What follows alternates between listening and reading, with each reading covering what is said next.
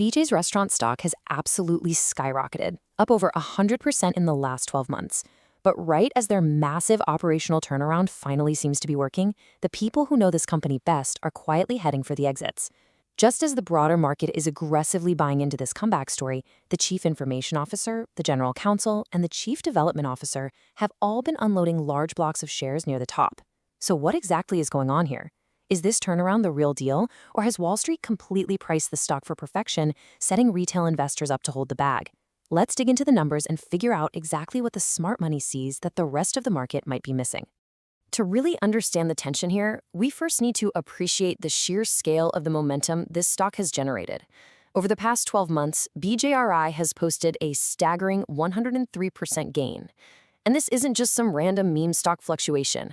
This surge has been driven by a highly anticipated, very real operational turnaround led by CEO Lyle Tech.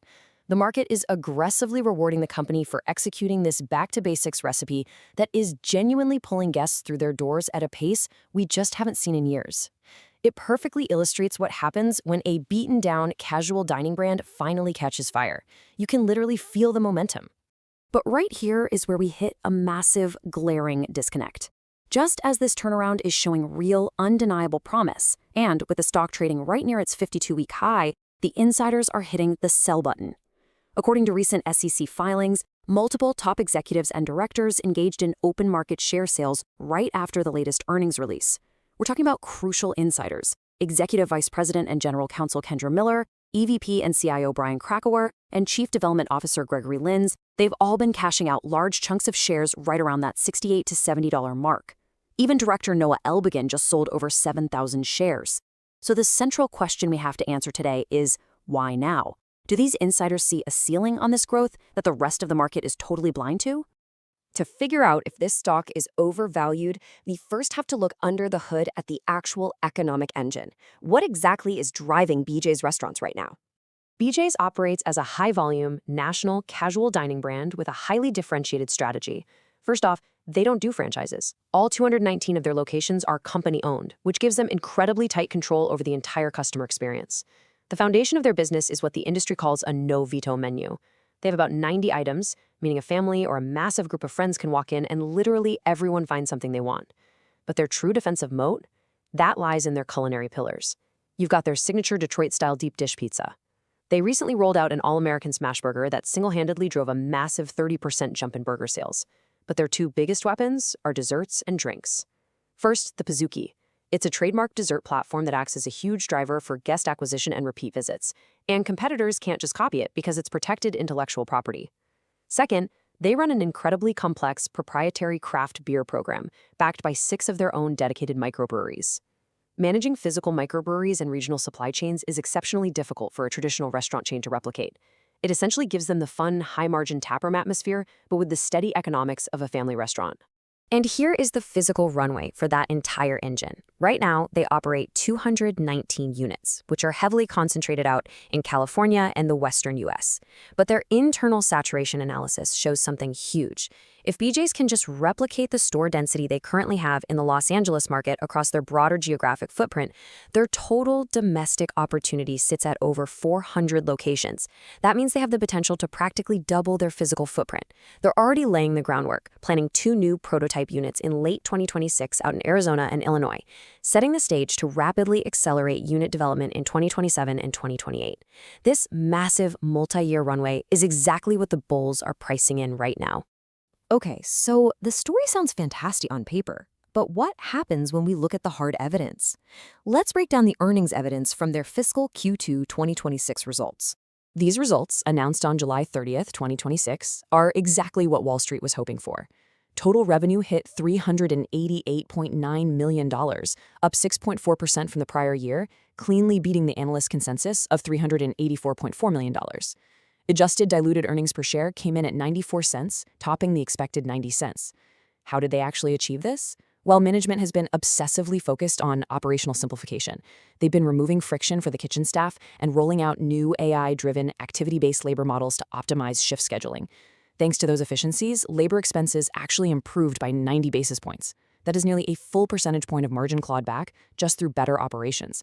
But without a doubt, the most vital piece of evidence from that entire earnings report is this number, positive 8.3%. That is the massive jump in guest traffic they experienced, which ultimately drove a 6.5% increase in comparable restaurant sales. To put that into perspective for you, this is their strongest transactional gain in 4 years. In a highly fragmented, intensely competitive casual dining market, where they're going head-to-head against absolute heavyweights like Darden and Texas Roadhouse, BJ's has now outperformed industry benchmarks for 8 consecutive quarters in same-store sales and traffic. They aren't just growing, they're actively stealing market share. But, we always need to look beneath the surface, because it's not all perfect. While traffic is surging, there are some really concerning hidden cracks in the foundation. Average guest checks actually compressed by 1.8%. Why? Well, because to capture all that incredible traffic, they had to lean heavily on value-oriented promotions, like their Pizookie meal deal. At the exact same time, they got hit by a 1.2% margin drag from overall commodity inflation, spearheaded by a brutal 20% surge in beef prices. So what's the end result? Even though total revenue beat expectations, GAAP net income actually plummeted 15% year over year, dropping to $18.8 million. Think about that. It's costing them more to serve customers who are paying slightly less. Which brings us right back to the central conflict of this whole explainer, the insider problem. You have this undeniably strong top-line momentum colliding violently with very real margin pressures. Let's frame exactly why the market is starting to worry. When we synthesize the business through a qualitative scorecard, we get a really fascinating split. The overall blended score is a solid 6.7 out of 10. They score a very strong 8 for market position because of that massive traffic growth we just talked about. They also pull an 8 for financial health because they successfully paid down their credit facility debt from $85 million down to $44 million in just the first half of the year. But then look at profitability. It's a mediocre 6, heavily weighed down by their sensitivity to commodities and that check compression. And most glaringly, management alignment sits at an exceptionally low 5 out of 10. And the crucial data point driving that terrible alignment score is this. CEO Lyle Tick directly owns approximately 0.04% of outstanding shares. That's worth around $500,000. That is unusually low skin in the game for a CEO leading a massive corporate turnaround. When you combine that low personal ownership with the aggressive insider selling at the $68 to $70 level we highlighted earlier, the bear case practically writes itself. The insiders are looking at that 20% jump in beef prices, they're seeing the shrinking check sizes, they're looking at the high valuation, and they are making the cold calculation that this turnaround is already fully priced in. And by the way, if this kind of research-first analysis is your thing, you'll probably want to subscribe. We always dig past the headlines to find the real story. Now, all of the research behind this explainer was created using Flash by StockSentinel.ai. You can generate deep research reports exactly like this one for literally any public company in the world completely free at flash.stocksentinel.ai. The core company research is free. If you want an ongoing investing edge, Flash has a premium feature called Best Ideas Now.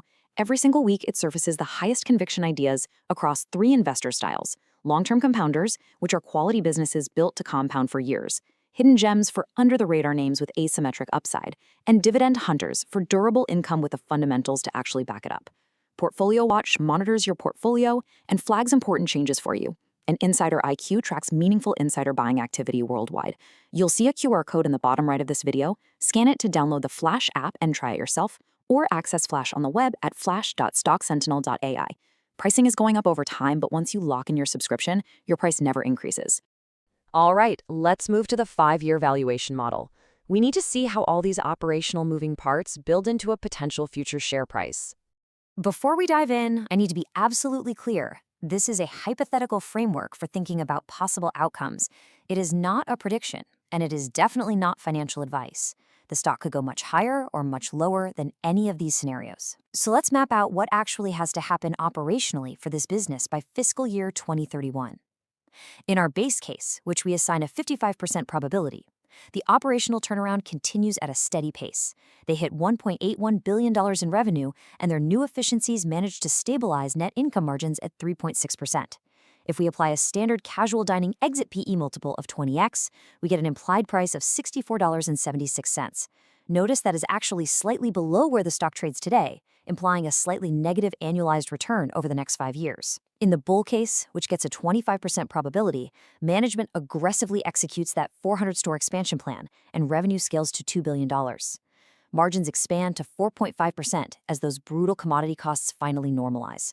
The market rewards this flawless execution with a premium 24x multiple, giving us an implied price of $112.36, or a solid 10.6% annualized return.